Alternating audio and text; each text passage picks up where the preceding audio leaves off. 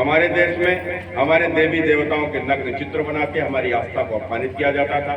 हमारे ही देश में आपने देखा होगा कि हमारे मंदिरों को ध्वस्त करके यहाँ के ऊपर मस्जिदें बनाई जाती थी। हमारे ही देश में किस प्रकार से मंदिरों में पूजा न हो ये आदेश दे दिए जाते थे। हमारे ही देश में लाउड स्पीकर मंदिरों से उतार दिए जाते थे। हमारे यहाँ किस प्रकार की स्थितियां थी कि सदियों से रामलला हमारे यहाँ टेंट में रह रहे थे, उनका भव्य मंदिर भी नहीं था। लेकिन पहली बार इस देश के भीतर एक इस प्रकार का प्रधानमंत्री आया जिसने हमारी आस्था का सम्मान करने का काम किया है। न तो आप बताओ, हमने तो इस देश में कम से कम अपने जीवन काल में मैंने तो जितने प्रधानमंत्री देखे, मुख्यमंत्री देखे, मैंने रोजा अवतार कराते हुए देखे, सर पे जालीदार टोपी लगाए हुए देखे, मैंने उनको मजारों पर चद्दर चढ़ाते हुए देखा। लेकिन मैंने पहली बार नरेंद्र मोदी के रूप में वह नेता देखा, देश के प्रधानमंत्री के रूप में, जो माँ गंगा की जाकर आरती करता है, पशुपतिनाथ मंदिर में जाकर रुद्राभिषेक करता है, किस प्रकार से केदारनाथ के भव्य वहां पर जाकर स्थापना, केदारनाथ धाम को जिस तरीके से उसका विस्तार करता है, वहां पर तपस्या करता है, और किस प्रकार से काशी विश्वनाथ धाम का भव्य विस्तार होता है। अयोध्या में रामलला का वह शिलान्यास भी करते हैं, उसके बाद वहां के ऊपर शुभारंभ के समय पूजन भी करते हैं। पहली बार एक सनातनी एक प्रधानमंत्री के रूप में नरेंद्र मोदी के रूप में हमको मिला है, और उत्तर प्रदेश के मुख्यमंत्री के रूप में तो साहब कहना ही क्या है। आप बताओ, एक उत्तर प्रदेश का मुख्यमंत्री एक सन्यासी है, एक योगी उत्तर प्रदेश का मुख्यमंत्री है। एक ऐसा मुख्यमंत्री बताओ, कभी देखे हैं हमने ऐसे मुख्यमंत्री? मैंने तो देखा ही नहीं। पहली बार एक ऐसा मुख्यमंत्री देखा है जिसके पूरे शरीर पर 500 रुपए का भी कपड़ा नहीं है, 100-150 की लुंगी है और 100-150 की बंडी है, प्लास्टिक की चप्पल पहनकर रहता है। एक ऐसा उत्तर प्रदेश का यशस्वी मुख्यमंत्री भी हमको मिला है। और यही कारण है कि जब मुख्यमंत्री जी कहते हैं ना कि उत्तर प्रदेश, मुख्यमंत्री जी का चूंकि कोई परिवार नहीं है, उन्होंने अपने देश धर्म की रक्षा के लिए अपना परिवार को त्याग करके अपना पूरा जीवन मंदिर को समर्पित कर दिया था।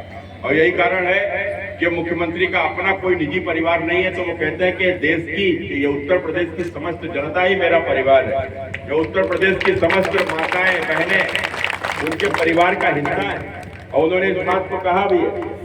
एक भाषण में उनका सुन रहा था, तो उस भाषण में वो कह रहे थे कि उत्तर प्रदेश की समस्त माँ बेटी बहन मेरी माँ बेटी बहन है, और मेरी माँ बेटी बहन को यदि किसी मंचले ने यदि किसी चौराहे पर यदि छेड़ा तो अगले चौराहे पर यमराज उसका इंतजार करते हुए मिल जाएंगे। और आपने देखा होगा कि न जाने कितने मंचलों को यमराज अपने साथ बांध भी ले गए। तो एक ऐसा मुख्यमंत्री उत्तर प्रदेश में मिला है जिसने हमारे अंदर सुरक्षा के भाव को उत्पन्न किया है, और निश्चित रूप से उत्तर प्रदेश में कानून के राज की स्थापना करने का काम किया है। मैं आज के इस अवसर पर आप सभी को बहुत हृदय से शुभकामनाएं देता हुआ, इसी प्रकार से निश्चित रूप से हमारे जो भी कृत्य होते हैं उनको देखकर ही हमारी अगली पीढ़ी आगे बढ़ती है। आज हमारे यह धार्मिक गतिविधियों से हमारी अगली पीढ़ी को निश्चित रूप से एक उनको संस्कार मिलते हैं, उनको एक अच्छी सीख मिलती है। आज मैं आप सबका बहुत हृदय से स्वागत करता हुआ, आप सबका बहुत वंदन करता हुआ, क्योंकि आगे कई कार्यक्रमों में जाना है, तो आप सबसे जाने की आज्ञा भी मांगते हुए अपनी बात को समाप्त करता हूँ। बहुत बहुत धन्यवाद।